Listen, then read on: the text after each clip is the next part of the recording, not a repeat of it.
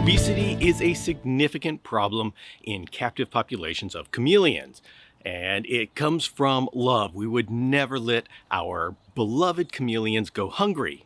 But this well-intentioned action can have disastrous effects, especially in females that can develop clutches of eggs so large that they have trouble laying them, and they can become egg-bound and die.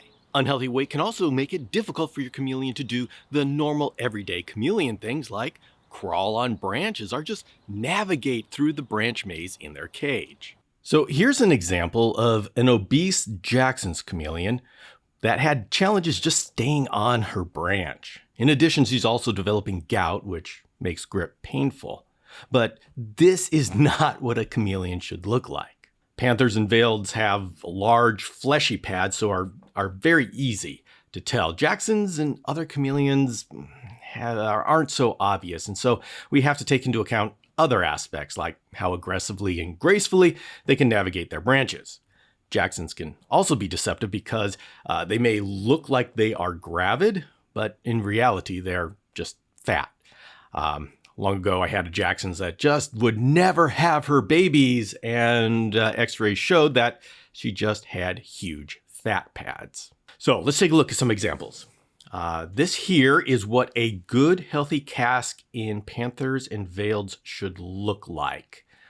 You notice how the cask is not bulging. It's just a nice kind of a flat, maybe just a little bit of a bulge. But this is what underweight would look like. And you notice how it's just like concave. It's like it sinks in.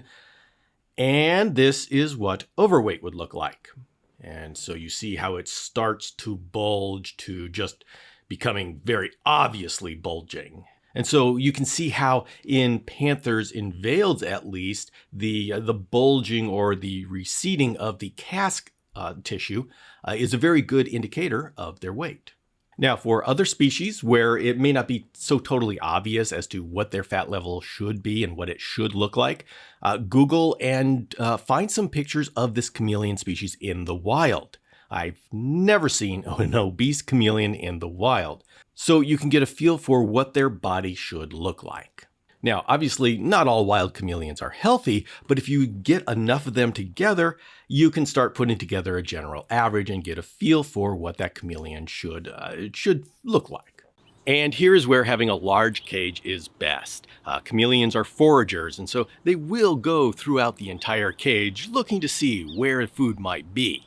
Now, if they're given perfect conditions, perfect basking, perfect sleeping spot, and food right there, they don't have need to go anywhere. But you need to watch them move. They should be effortlessly and gracefully navigating the maze of branches in their cage. They should look powerful and agile. If your chameleon appears sluggish or doesn't want to move, and when they crawl on the branch, they seem like they're having troubles keeping their balance, or maybe they slip, they fall, this is a sign that there's a weight problem on your chameleon. Any chameleon can get overweight, but we have to make special mention of the veiled chameleon. And this is Clancy, and he is going to help me discuss his species. Veiled chameleons are an interesting sort because they supercharge, and especially the females will grow and produce clutches that are so big that it's unhealthy for them.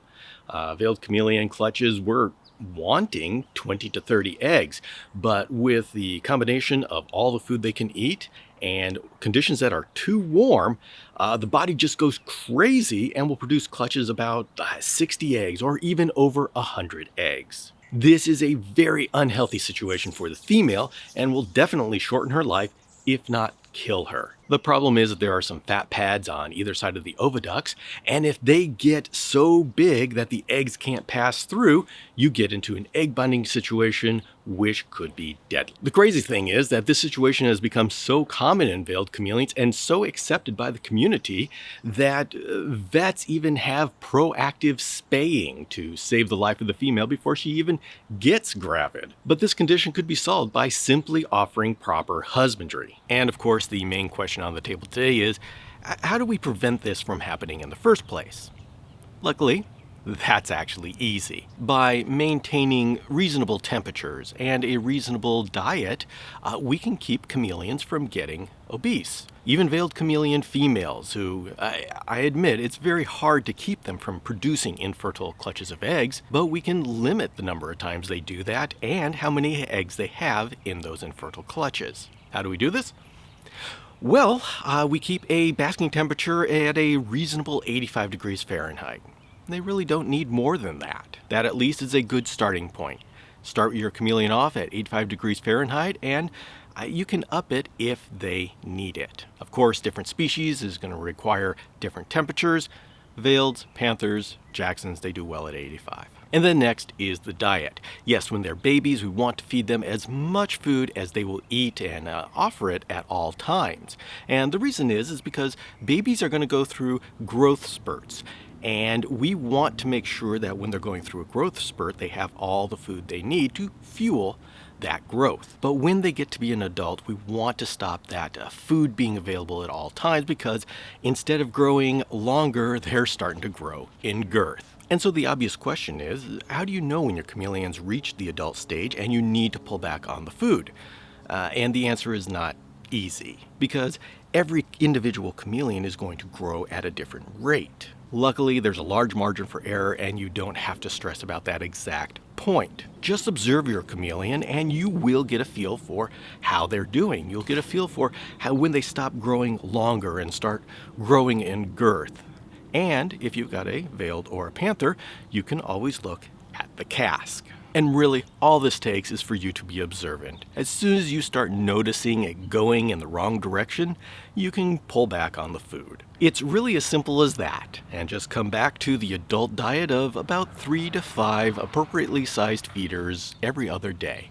And that is enough for just about every species of chameleon. More and more, we're considering healthy longevity to be the measure of success in chameleon husbandry. Now, I acknowledge that's very hard to measure because it takes a decade or so. But we are working hard now for the sake of future generations of chameleons and their keepers. And I invite you to come along with me on this channel as we tease out the secrets of optimal chameleon husbandry in real time. My name is Bill Strand, and I'll see you next time.